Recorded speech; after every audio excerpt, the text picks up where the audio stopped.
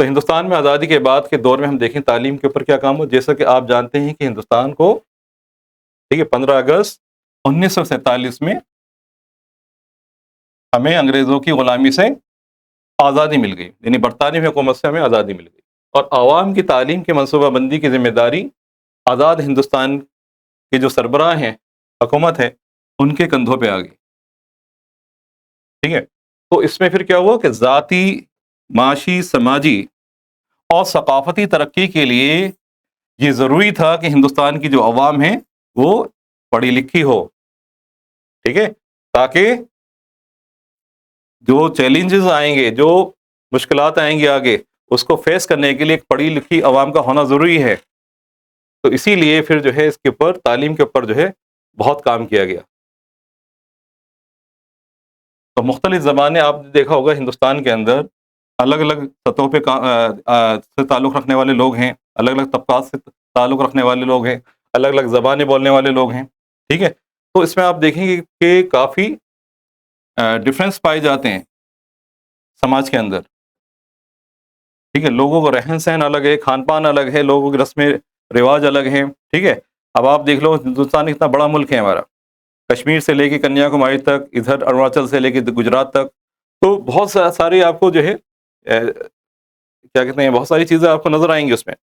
تو اس طرح کے پروگرام، یعنی تعلیم کو لے کے بھی پھر یہ بات رکھی گئی کہ کس طرح کا ہمارا جو ہے سلیبس ہونا چاہیے، کس طرح کا کوریکولم ہونا چاہیے، نصاب کیسا ہونا چاہیے، جس میں سب چیزوں کو لے کے چلیں ہم. ٹھیک ہے.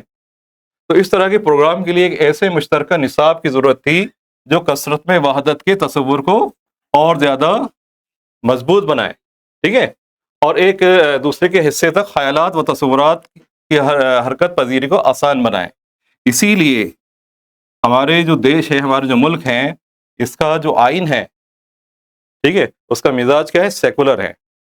سیکولر کا مطلب کیا ہے؟ اس میں کسی بھی مذہب کو فوقیت نہیں ہے. ٹھیک ہے بھائی. اس میں دیش سب سے آگے.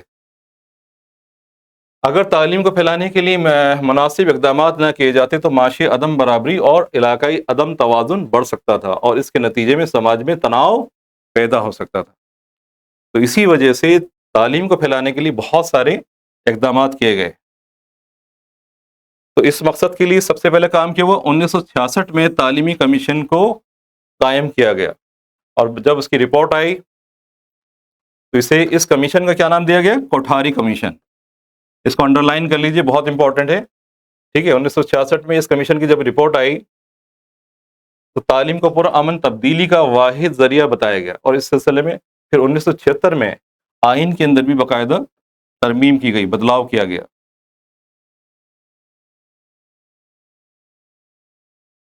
ٹھیک ہے. اور تعلیم کو مشترکہ فہرست میں جگہ دی گئی، یعنی تعلیم مرکزی حکومت اور ریاستی حکومت کی مشترکہ ذمہ داری ہے. ٹھیک ہے بھائی. اسے دونوں کی ذمہ داری قرار دیا گیا، یعنی تعلیم جو ہے دینا یہ حکومت کی بھی ذمہ داری ہے، اور جو ریاستی حکومت ہے اس کی بھی ذمہ داری ہے. ٹھیک ہے. اپنے علاقے کے اپنے بچوں کو انہیں تعلیم دینا یہ حکومت کی بھی ذمہ داری ہے، چاہے وہ مرکزی حکومت ہو چاہے وہ ریاستی حکومت ہو. تو دونوں کی مشترکہ ذمہ داری ہے.